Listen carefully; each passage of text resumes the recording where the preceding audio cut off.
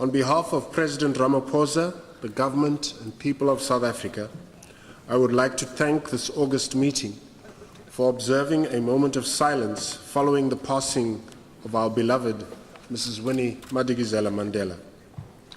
In the same year that we celebrate the centenary of the father of our nation, President Nelson Mandela, our nation is mourning the mother of our nation.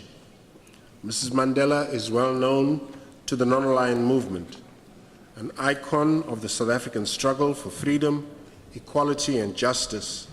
She was, in many ways, inspired by the principles and values of the NAM.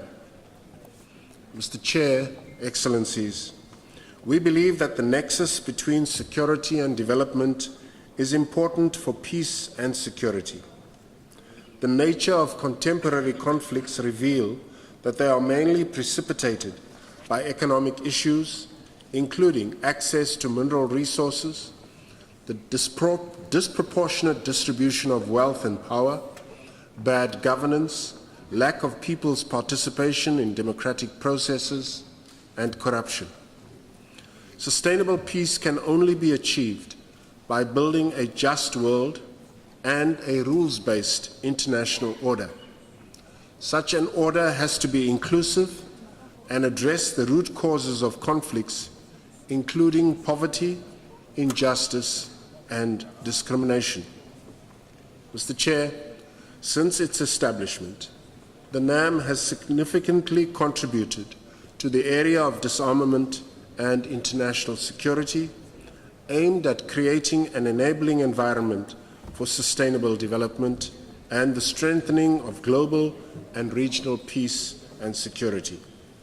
We therefore remain concerned about the erosion of multilateralism and the inflexible positions of a few states that continue to thwart progress within the UN disarmament machinery. South Africa believes that it is only through negotiations and compromise that sustainable solutions can be found to strengthen international peace and security. In an increasingly complex international security environment, the NAM must increase its efforts to eliminate the threats posed by the illicit flow of conventional arms and the proliferation of weapons of mass destruction, particularly nuclear weapons. Given the catastrophic humanitarian impact of nuclear weapons and the increasing risk of their use, we welcome the adoption of the Treaty on the Prohibition of Nuclear Weapons in 2017. We have signed the treaty, and we will finalize the ratification processes very soon. We hope that this will contribute towards our shared goal of achieving a world without nuclear weapons. Mr. Chair, Your Excellencies, the importance of women's equal and full participation as active agents in the prevention and resolution of conflicts, peace building and peacekeeping cannot be emphasized. The reality is that women remain excluded from peace processes, including the drafting of peace agreements. Their involvement in UN peacekeeping roles within the military, police, and civilian components also remains limited. In addition, the contribution of women to the peace-building process remains undervalued and under-resourced. Your Excellencies, we are deeply concerned about the increasing contribution of transnational organized crime to instability and insecurity. These illegal activities undermine peace, the rule of law, and human rights. Furthermore, cybercrime has become a challenge that threatens to undermine the sovereignty, peace, and stability of our nations. We should work towards a global multilateral framework to comprehensively address this challenge. Mr. Chair, in our increasingly interconnected world, terrorism knows no boundaries, and no country is immune from it. It is critical that international cooperation in combating global terrorism includes the eradication of poverty and underdevelopment. Counter-terrorism measures can never be sustainable if these factors are not addressed with equal vigor. Mr. Chair, Your Excellencies, our efforts at promoting peace and sustainable development requires that the multilateral system of governance be reformed.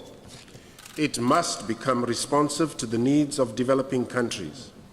It is critical that the NAM should continue to push for the reform of the global governance system, for the enhanced voice and representation in the decision-making structures of international organizations such as the United Nations. Mr. Chair, we would like to thank all the members of NAM for sponsoring and supporting a UN General Assembly resolution for convening a peace summit in honor of our late President Mandela's centenary year of birth. We call on all members of the NAM to work towards a solemn and comprehensive declaration to be adopted at this summit in support of peace in our time. In 1998, when assuming the chairship of the movement, President Mandela acknowledged, and I quote, "the critical role of the movement and its members in the liberation of all the people of our country from the system of apartheid," close quotes. In conclusion, Mr. Chairperson, in the year of the centenary of his birth, let us work to revitalize our movement in order to remain relevant to the current global challenges in honor of all our forebears and particularly in honor of President Mandela.